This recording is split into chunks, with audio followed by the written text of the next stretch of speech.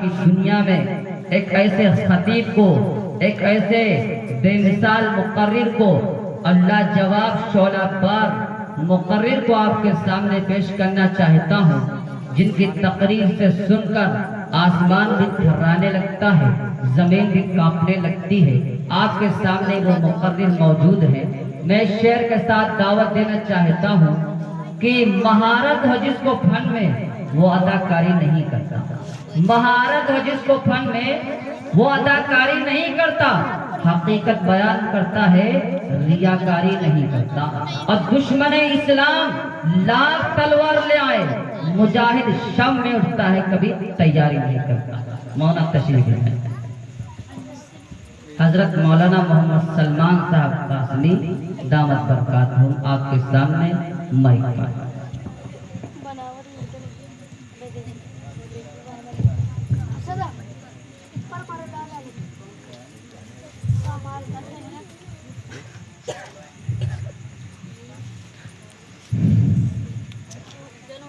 السلام علیکم ورحمۃ اللہ۔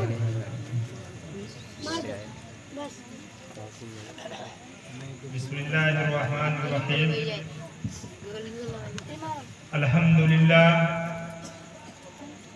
الحمدللہ نحمده ونستعینه ونستغفره ونؤمن به ونتوکل علیہ ونعوذ باللہ من شرور انفسنا ومن سیئات اعمالنا او کما قال علیہ الصلاة والسلام۔ یا ایہا الذین آمنوا قوا انفسکم واہلیکم نارا۔ میرے عزیز ساتھیوں، اللہ تبارک و تعالی نے اس آیت کے اندر فرمایا، اے ایمان والو، قوا انفسکم واہلیکم نارا، کہ پہلے تم اپنے آپ کو جہنم کی آگ سے بچانے کی فکر کرو، پھر اپنے اہل و عیال کو اس کی بھی بچانے کی فکر کرو۔ مگر اللہ تبارک و تعالی نے اس آیت کے اندر فرمایا، قوا انفسکم واہلیکم نارا، کہ پہلے اگر تم اپنے آپ کی بچانے کی فکر کرو گے، اگر تم اپنے آپ کو جہنم کی آگ سے بچانے کی فکر کرو گے، پھر تم اپنے اہل و عیال کو اور اپنے رشتہ دار کو اور اپنے قریب رشتہ دار کو، ان کو بھی بچانے کی فکر کرو گے۔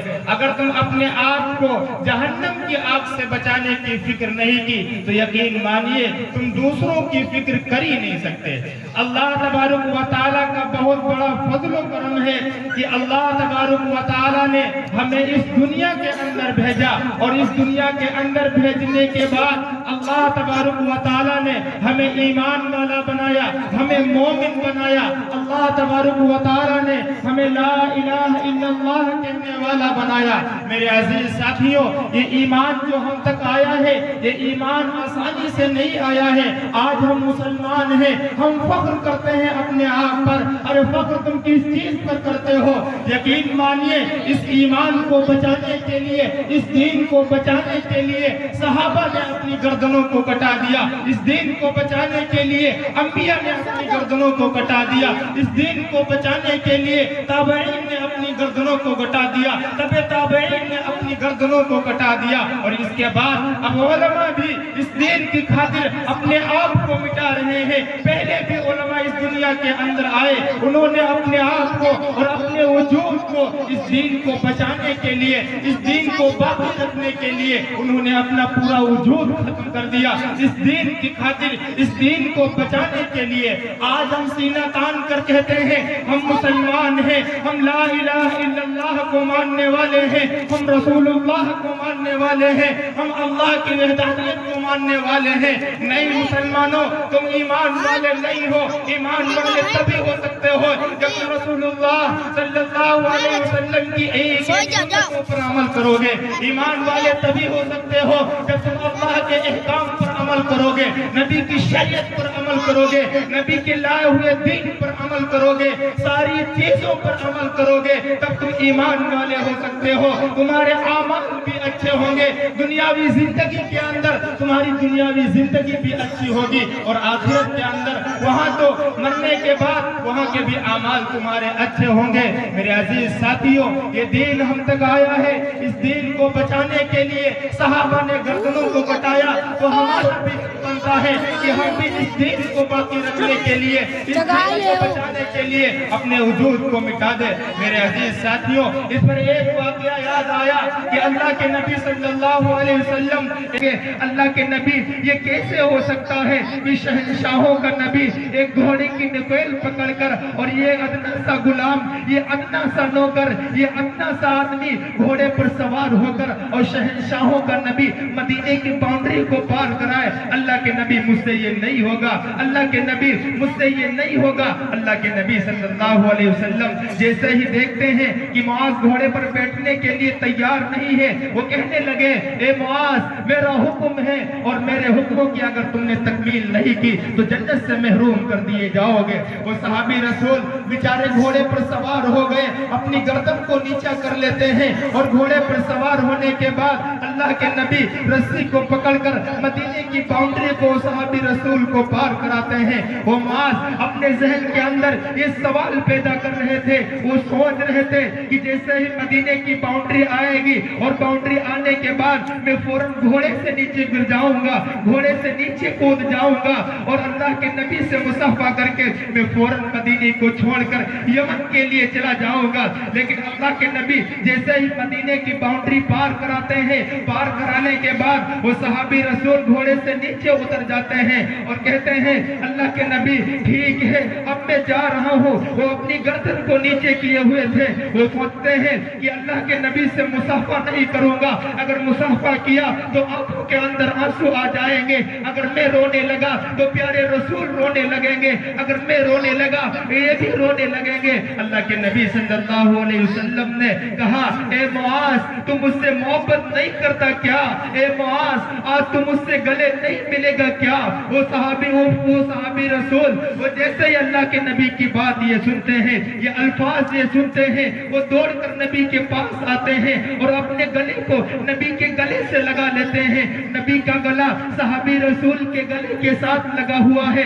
اللہ کے نبی صلی اللہ علیہ وسلم نے آخری وقت میں یہ بھی کہا، اے معاذ یہ میری ملاقات آخری ملاقات ہے، آج کے بعد میری تمہاری ملاقات نہیں ہوگی۔ وہ صحابی رسول جیسے یہ الفاظ سنتے ہیں، یقین مانیے ان کے آنکھوں سے بڑے بڑے سرخ آنسو نکل رہے ہیں، دہاڑے مار کر رونے لگے۔ اللہ کے نبی نے کہا، اے معاذ فکر نہ کرو، فکر نہ کرو، جب تمہیں میری یاد آئے میری قبر پر آ جانا، جب تمہیں میری یاد آئے میرے اوپر درود بھیجنا، جب تمہیں میری یاد آئے میری سنتوں کو زندہ کرنا، جب تمہیں میری یاد آئے نمازوں کو قائم کرنا۔ اللہ کے نبی صلی اللہ علیہ وسلم نے فرمایا، اور یہ فرما کر وہ بیچارے صحابی رسول نبی کی ایک ادا پر، نبی کی ایک آواز پر اپنی جان کو قربان کر دینے کے لیے تیار ہو گئے، اپنے بچوں کو چھوڑنے کے لیے تیار ہو گئے، اپنی بیوی کو چھوڑنے کے لیے تیار ہو گئے۔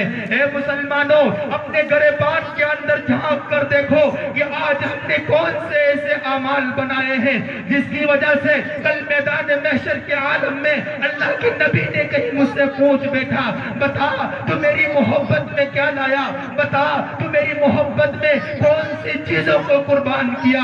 تو یقین مانیے ہمارے اعمال ایسے نہیں ہیں، نمازوں والے اعمال نہیں ہیں۔ اس وقت عالم کیا ہوگا، اس وقت ہم کیا کریں گے؟ اس وقت ہم بغلے جھانکیں گے۔ یقین مانیے ہمیں بغلے جھانکنے کا وقت نہیں چاہیے، ہمیں نبی صلی اللہ علیہ وسلم کی سنتوں کو اپنانا چاہیے، رسول کے احکام، اللہ کے احکام کو اپنانا چاہیے، نبی کے فرمان کو اپنانا چاہیے۔ اگر اپنی آخرت کی تیاری کرنا چاہتے ہو مسلمانوں، یہ دور چل رہا ہے، مصیبتوں کا دور ہے، بلاؤں کا دور ہے، طرح طرح کی بیماریاں ہمارے اوپر آ رہی ہیں، یہ سب ہمارے بدعمالیوں کی وجہ ہے۔